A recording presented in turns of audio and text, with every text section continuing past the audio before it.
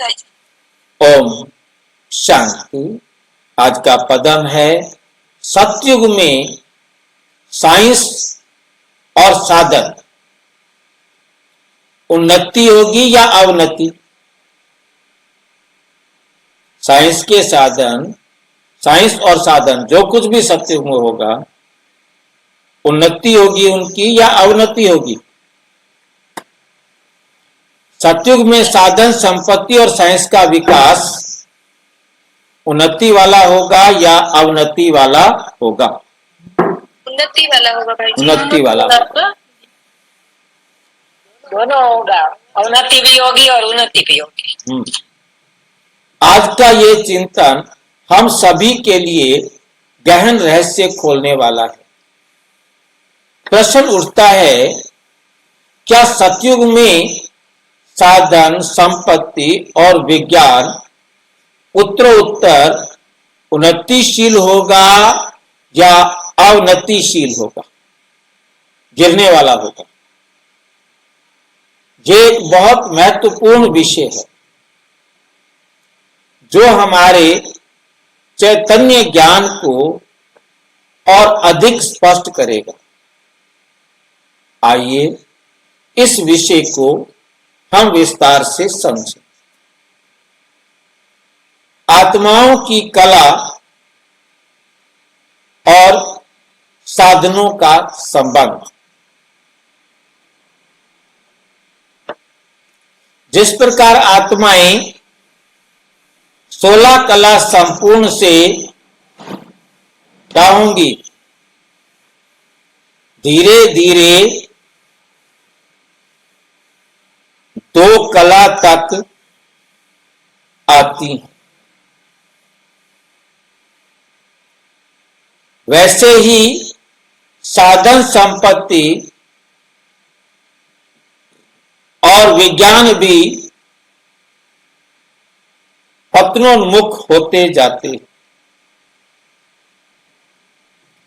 सतयुग और त्रेता में आत्माएं अपनी संपूर्णतम स्वरूप में होती हैं, इसलिए वहां के साधन भी दिव्यता से भरपूर होते।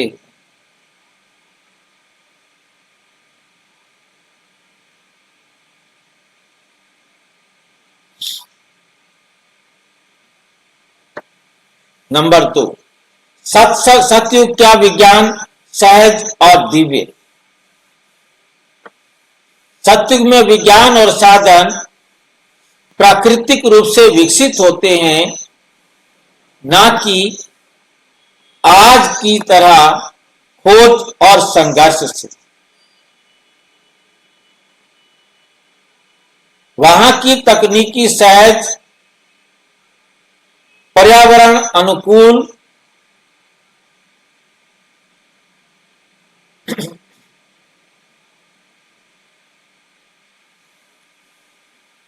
वहां की तकनीकी सहज, पर्यावरण अनुकूल एवं शुद्ध होती है।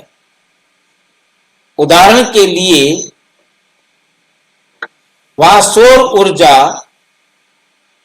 एवं प्राकृतिक शक्तियों का पूरा उपयोग होता है।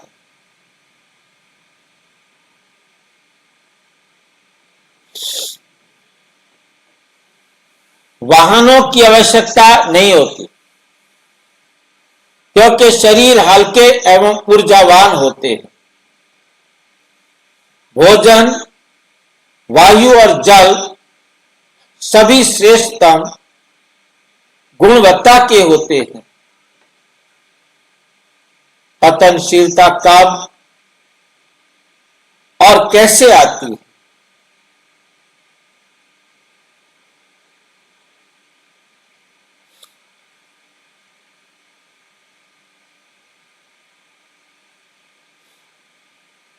पतनशीलता कब और कैसे आती है?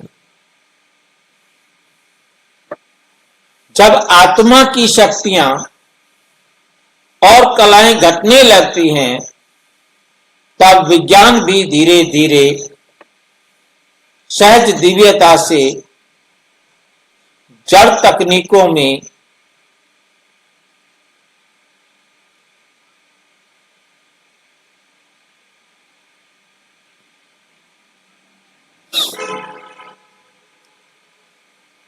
दिव्यता से जड़ तकनीकों में परिवर्तित हो जाती है। द्वापर में मनुष्य अपने देवीय ज्ञान को भूलकर प्रयोगात्मक विज्ञान की ओर बढ़ता है।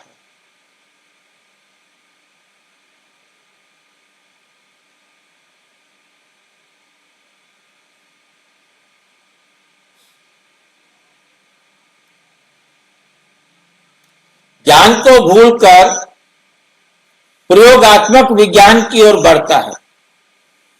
यही कारण है कि सतयुग और त्रेता में जो स्वाभाविक दिव्य साधन उपलब्ध थे वो समय के साथ समाप्त हो गए।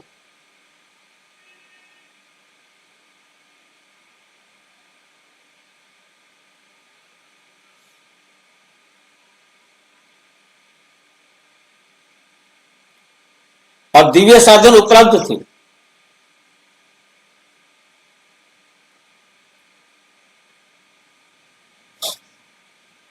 योगात्मक की तरफ नहीं समझे भाई जी। योगात्मक की तरफ बढ़े मतलब योगात्मक क्या बता रहे हो? योगात्मक कहा सेंटेंस में एक जगह, वो उसका मतलब नहीं समझे। प्रयोगात्मक है, योग नहीं। अच्छा, ज्ञान को भूलकर प्रयोगात्मक विज्ञान की ओर बढ़ता है। प्रैक्टिकल करना, विज्ञान का मतलब ज्ञान हो गया जानकारी, प्रयोगात्मक प्रयोग करके विज्ञान की ओर बढ़ना। जब तक हम प्रयोग नहीं करेंगे तो हाँ जी। योग जैसे योग को तो यहाँ योग नहीं है भाई, यहाँ योग नहीं है, यहाँ प्रयोगात्मक है भाई। प्रयोगात्मक का मतलब कैसे बता तो रहा हूँ, प्रयोग भाई, प्रयोग करना। ज्ञान को भूल गए जो होता है वो क्या है? साइंटिफिकली जो प्रूव करते हैं, तो चाहे साइंस में हो चाहे कहीं हो, यहाँ है ज्ञान को भूलकर प्रयोगात्मक विज्ञान की ओर बढ़ता है। जब वो ज्ञान को भूल जाता है तब वो प्रयोगात्मक विज्ञान की ओर बढ़ता है। यही कारण है प्रैक्टिकल देखना चाहते हैं। प्रैक्टिकल ही, प्रयोग का प्रयोग का तो प्रयोग प्रैक्टिकल ही होता है ना। यही कारण है कि सतयुग और त्रेता में जो स्वाभाविक और दिव्य साधन उपलब्ध थे वो धीरे धीरे समाप्त हो जाते होते जा रहे।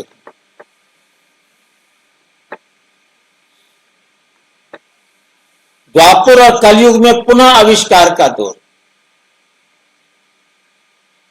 सतयुग से त्रेता तक कुछ भी नया नहीं बना।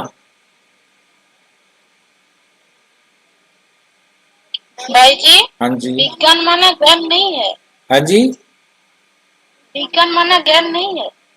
विज्ञान का मतलब होता है विशेष ज्ञान। ज्ञान का मतलब होता है सिर्फ ज्ञान।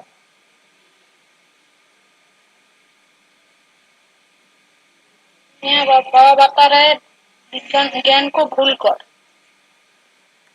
ज्ञान को भूलकर कहा है ना। विज्ञान अलग चीज है, ज्ञान अलग चीज है। गलतियां कहाँ होंगी? जब हम ज्ञान को भूलेंगे तभी तो गलती करेंगे ना। द्वापर और कलयुग में पुनः आविष्कार का दौर। द्वापर कलयुग में फिर से आविष्कार होंगे सारे, जैसे अब हुए।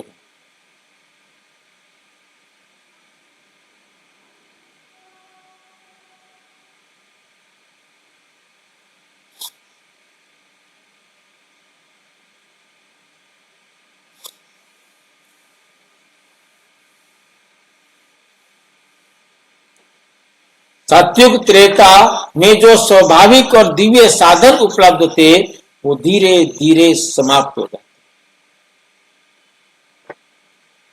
द्वापर और कलयुग में पुनः आविष्कार का दौर शुरू हो जाता है। जैसे जैसे मनुष्य की चेतना गिरती जाती है वैसे वैसे विज्ञान भी अवनतिशील होता जाता है।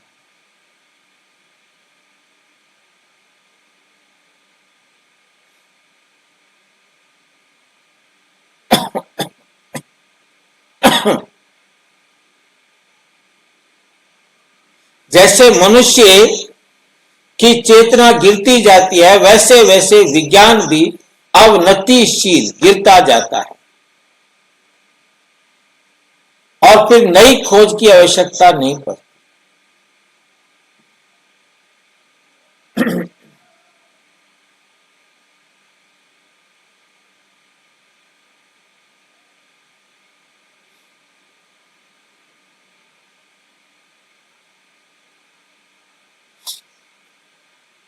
और कोई खोजों की आवश्यकता ही नहीं।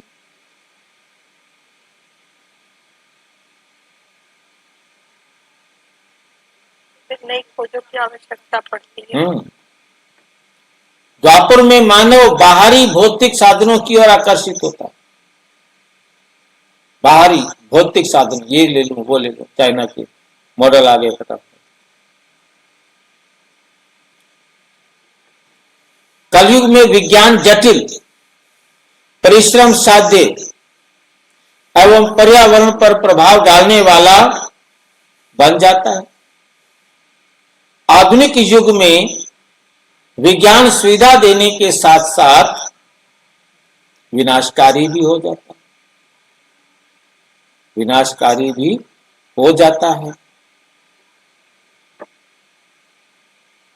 पुनः स्वर्ण युग में दिव्य विज्ञान की स्थापना, जब सतयुग आता है फिर दोबारा से दिव्य विज्ञान की स्थापना होती है। जब कल्प का चक्र पूरा घूमता है और सतयुग आता है तब विज्ञान पुनः दिव्यता को प्राप्त होता है। दिव्यता यानी प्योरिटी, दिव्य गुणों से संपन्न। तब कोई भी आविष्कार करने की आवश्यकता नहीं होती, क्योंकि सब कुछ सहज रूप से विद्यमान होता है।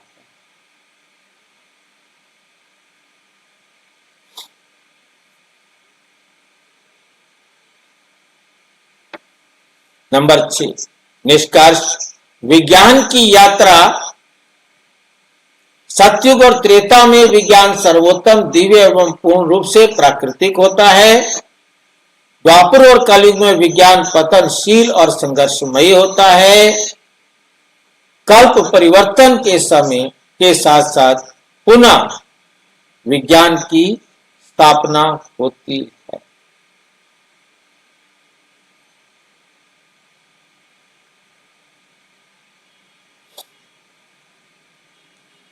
कल्प परिवर्तन के साथ पुनः दिव्य विज्ञान की स्थापना हो जाती। अतः हम ये समझना होगा कि आत्माओं की कला के अनुसार ही विज्ञान भी अपने स्वरूप को बदलता है। जैसे जैसे आत्माएं शुद्ध होती हैं वैसे वैसे विज्ञान भी दिव्यता को प्राप्त करता जाता है।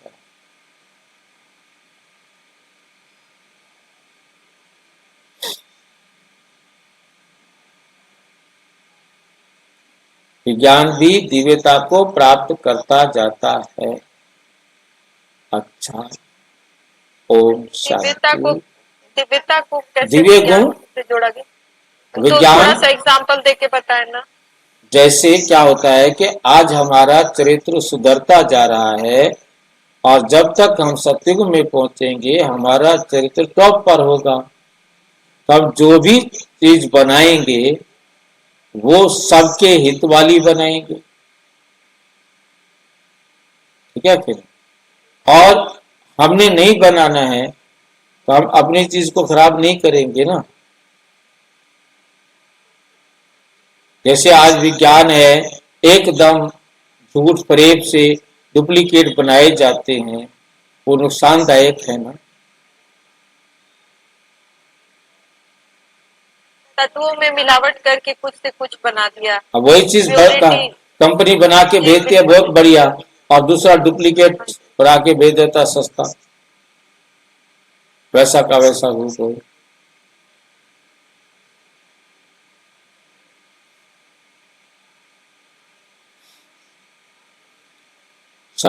ओम शांति। और विस्तार से जानने के लिए प्रजापिता ब्रह्मा कुमारी ईश्वरीय विश्वविद्यालय से संपर्क करें। और यदि कोई प्रश्न है तो 9213106986 पर केवल टेलीग्राम करें, 9650692270 पर केवल व्हाट्सएप करें। फोन नंबर तो